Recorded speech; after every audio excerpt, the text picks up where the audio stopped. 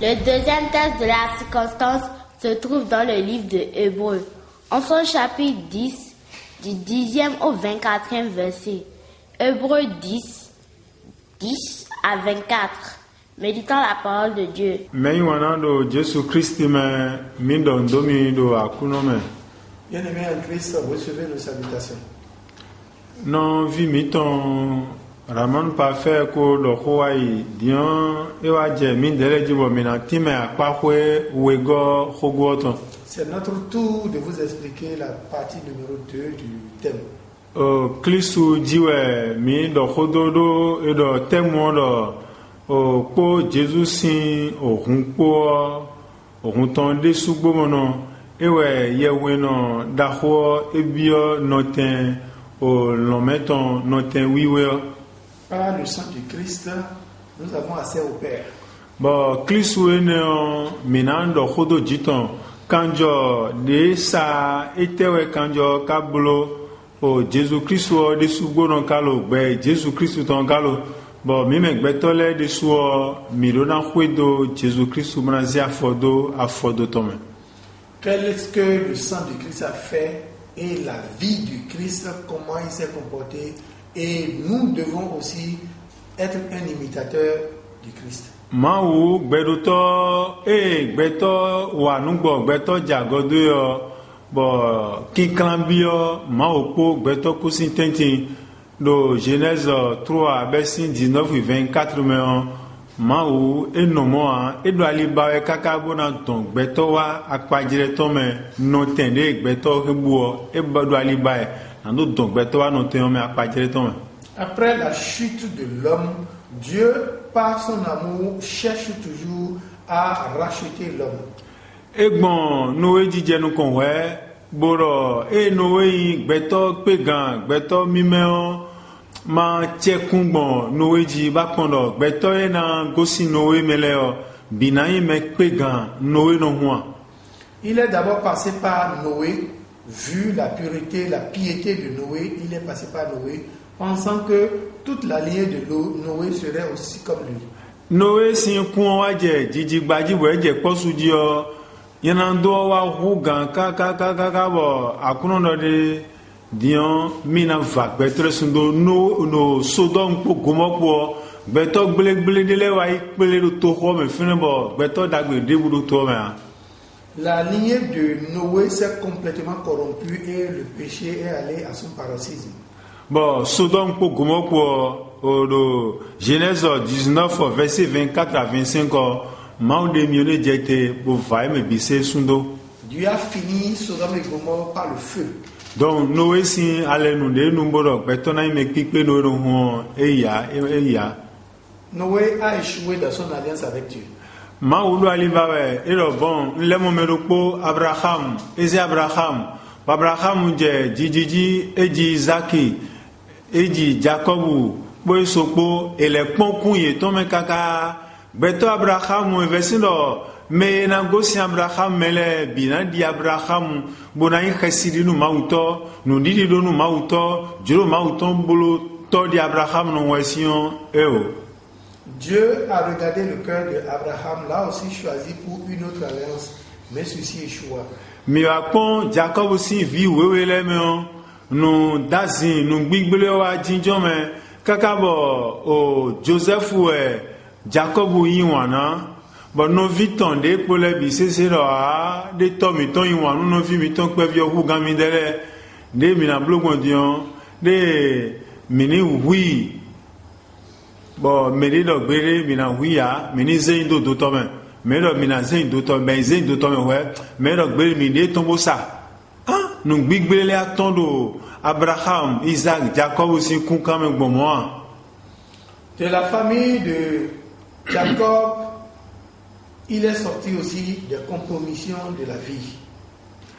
Et le kaka Abraham sin kun Jacob sin kun kan no jijo gbigbele wa sian kaka bo e we zombe wa ino mere vo sin to me kaka nu pe kande 430 ans we afowe gban ewe blodo mere vo sin to me nu gbigbele wa ton ezon be sa no vie ton be obligé mona mono vie ton lo donner. Le péché a fait qu'ils ont séjourné 430 ans en Égypte, en esclavage. Nugbigbele wa do yiwe kakabo ma ugbedo tedo mo blo ma udo nu na blo dion wa yete nu mede wa nu gbo sin wo de ndole o nu mede gbade de me o eni wi bo ma tian me gbigbele o ma ni je wo si mele meji bo nu me ni pon do me kule na yi me pipe kede. Dieu a décidé de commencer par faire le tri par la mort des pécheurs. Et dans nos médecins, vaudouons de Exode 22, 17 à 19, mais il dit oui.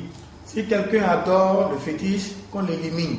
Et il me dit, comme ça, dimanche, il me dit, au Segbeo, il dit oui, Exode 31, 15. Si quelqu'un travaille le jour du sabbat, qu'on l'élimine. Et non, vidéo, et fait tout le monde, tout ton cours, Deutéronome 21, 18 à 21, mais il dit oui. Si un enfant est désobéissant, qu'on le tue. Et non, vidéo, et maintenant, Bédi a beau d'asseoir, beaucoup de ton son, tu veux d'asseoir, et nous oui, mais n'a tiens, mais Bibele, Bissimele, mais d'Agbele, Kedeba et Maoudé. Je veux faire un purge, je veux que les hommes obéissants. Maoublo, le Deutéronome 28, verset 15, mais et dans nous mêler, Bassentio, Bodjomi, de Wando, Robemasia, à Zomba, au Kuba, au Remba, Baba, Valena, Houé. Tous ceux qui seront désobéissants, tous les mauvais sorts leur sont réservés et malédictions. Bon, et Kabulo, mon Kakabo, Israël, Villeur, et Dene, Djadilo, Tinti, Yeton, Yémen, 603 000, mais l'eau, colère, Kakasoy, nous connaissons, à Juanfonton, Yémen, 603 000, à Faton, Dono, Kango, Dono, Izemba, Tonedi, et Wegossi, Égypte, Bonawa, Yaïkman, Pagwetonji. Au sortir de l'Égypte, ils étaient 603 000 vaillants combattants israéliens pour rejoindre la terre promise, Canaan. Bon, Yémen est là, et de Simba jeté, bon, Simba do Yehoé, Kaka, Buena Bloque, Nayon, Yémen Wege, Wekpe Gobo, Pegan, Boïk, Betor, Dagbero, Maousinukon, Josué pour Kaleo, nombre 14, verset 30. Mais oui, nos blocs de Maouton de Mamoulène. Parmi ces 603 000 bras valides, il n'y a que 2 qui ont obéi à Dieu, Josué et Caleb. Mais Colère et Roubi, Baby Jenkou. Tout le reste est mort. Ah, bon, et quand bon, et quand Tagbadje pour Betokwe, d'ailleurs, et non, on a 5 Maouton, et non, Kado Segbele, Tegbe, et non, d'ailleurs, et non, 5 Maouton, et le Maouro, et non, on a 2 Hontobo Betonji, et non, on a 2 Hometon, bon, il y a et Mao, nous menons au Mamblo, Dro Maouton, et non, oui, 5 Baran Huemen, et Blo, mon Kakakacho, et Jetagbale, Vieglopi. Malgré partout où on parlait de la loi, on citait la loi, on écrivait la loi, le peuple est toujours resté cou raide. Nous eba ma au cadre da si mi tombro tagbala jewe yete. Mini le ko apa jere tome. Mini di jijo miton, lele miton, nous iwa miton ni di mao. Nous eba ma au donne. Do gigoton e. We no vidi to no vivi nous to. Tout ce que Dieu veut de nous, c'est que nous soyons son imitateur. Et nous glo kakabo akuno ewa do nous Esaïe o nous comptons taton ton quoi Isaïe 1 5 6 do. Dieu dit à Isaïe que ceux-là, ce peuple souffre d'une maladie. Et alors, mi a pon edionle agbaza eton biwe gbele si takaka sowa ya fo debouillon. Ils sont malades des plantes de pied jusqu'à la tête. Et alors, aïka eton biwe gbele boda au verset c'est dahodeme. Tout leur cœur est dégradé et est dans une souffrance absolue. Mais les agbazaton bigbele, fier d'agbazagbele kanjo gbele, hongbele. Fier mais on sait kamano ganjia, mais ça kamano ganjia, ne me on kana wa no dagbegon. Du moment où le cœur est malade et le corps est malade, le sang est malade. Du moment où le sang est malade, comment peut-il entreprendre de bonnes choses? Eh, aïmon, alleno. Dia ikatomano ganjia bo ado khodona we ezo membo wa gonto e no lewa ara wa koko ne gbama lewa ile bo no donu chobo no tombo anando ene no ale no kaka meya ikatomano ganjia anando khunu kaka ba gbona pe ejuro khumbo poroni bobaroni an khwe pon tata esise ni do ado ganjia da sonje we. Celui qui est malade, celui qui est fou, quelle que soit la raison les propos de raison que tu lui diras, il ne comprendra pas parce qu'il a perdu la raison. Hun beto ena bai khade bonadio agbaza fie na dia agbaza deo ena dio kanjo menane kanjo devo bonane agbaza devo bonane ai khadevo bo gbigbo ero titon desuo de Ézéchiel 36 25 à 29 menane gbigbo devo gbigbo titon da so gbigbo yon. Donc il faut lui changer le sang, il faut lui changer le corps et lui changer l'esprit. Et non, mi blomo dion et rien bon retaper et vok beto jogbo mondo fiton fie nous non sombo beto no wa nous pipele nous e dio bisese bo biro ganji dion wele no ha ndo ko nu me abulo ai katondo ane yesinsen gbigbo wiwe e no wa nu wiwe kanjo dagbelo na to me e a je ko do ni jidilo. Maintenant que tu lui as changé les sources de l'imitation de la bonne chose, du bien, tu peux commencer par le conseiller. Dion bonu mikran dio meneleo agbaza o beto dagbe eme nyina domande agbaza eme gwogugu mande o kanjo de me gwogugu mande gbigbo mime a mendo medo menele bibe so gbegbo yin cheke yo. Nous ne pouvons que prendre ce qui est pur pour changer ce qui est mauvais. Lo Hébreux 4 verset 15 de Jésus-Christ est un bon fier betole mino bon bono jayi bono huwe bono jesen ma utomele et Jésus-Christ bon fier le do ko et do ku jayi do debu no mi me betole ka bon fun me biwe jayi Jésus-Christ ka bon fun et notre église a vu que dit-on. Ah, très bien. Là où nous les hommes nous sommes tombés, le Christ n'est pas tombé, il a résisté au diable. Christ est agbazaton eme. Christ est miton o huero na tome eyan do jijo gbetoton no kanjo me. Christ miton ne yesinsen do jiton yesinsen dagbe. Mi reme na Jésus Christ bona dio gbezan miton su Christ sin gbezan. Le sang du Christ étant pur, son corps également et son esprit étant saint, nous pouvons changer notre vie par celle du Christ. Jésus a Jean 6, verset 53 et 58, Nanami a basache bomina du, bonanami kanjoche bomina nu. Je vous donnerai ma chair à manger et mon sang à boire. Bon, nous medekadua basache. Bonu huncheo ogbejo gbe ogbe mime jijo dagbe dero yemeo ena bio meneo. Je vous transfère ma piété, ma pureté par mon sang et ma chair. Et odo Jean 20 22 ele adonu David tonelo mi yesin mime Jésus Christ baradio gbezan miton petesun gbezan ton bonu e momion ena modo Jésus Christ dit. Dans Jean 20, 22, il dit recevez l'Esprit Saint.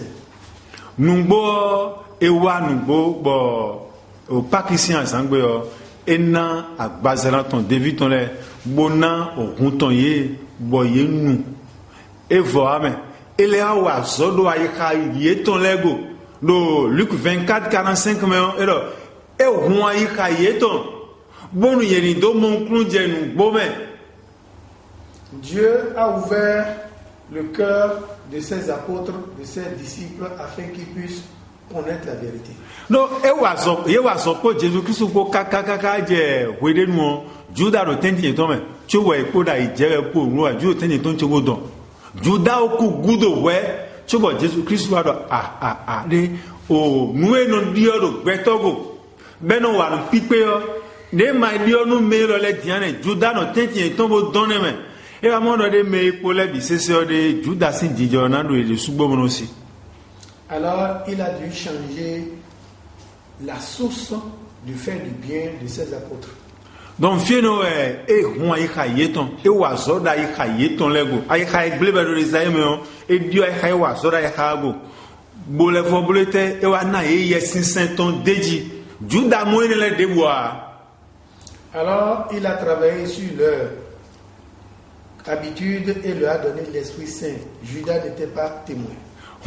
Mi dere suru egbedion chobo nu menamo gbe Christon bona ile ko apajire ma uton me mina du agbazana Kristo ton bonanu kanjoton dio ne gbombo Juda ekadu agbazana bonu huon be ma waso niyan ero Juda de ajoto e Jesu kadi do ero medida mero poro tentimen ton bojuna sami mi do ni bonu eni leko jijo ton kunyo ni leko si jijo gbigbele ne gudo. Jésus avertissait ses apôtres pour dire, il y a un parmi vous qui va m'assassiner, dites-lui de changer. Et Juda gbe kakabo e na gbaza Jesu ton bonne hun Jesu ton be nu a ovi wa ze Juda do egbodio dio kakabo nu hun po ma dio po. Judas a refusé de changer et l'ennemi est venu le prendre. Et ouais, son bon, Paul Dodo, 1 Corinthiens 11, 28 à 29, nous menons à Basalan, Jésus, ton doigt, mi bio mide, me ouais, tobonu, et moi, moi, minanu, ouais, blé dodo, mide, et ouais, son bon, me gege no kuro, tentimiton, et ouais, son bon, azinzono, gege no mime, mi mandubo nu, Judas, ton de nous. Quand vous voulez prendre la chair et le sang du Christ, examinez-vous. Era chenu mi hun mini bo son bono acheji bonu hun de mi na lu nu bona lu agbazala eni yo gbenu mi eni man yo kunu mi ni Juda no ho mi bi o mi de me era chenu mi no vile que le sang et la chair du Christ nous procurent la vie.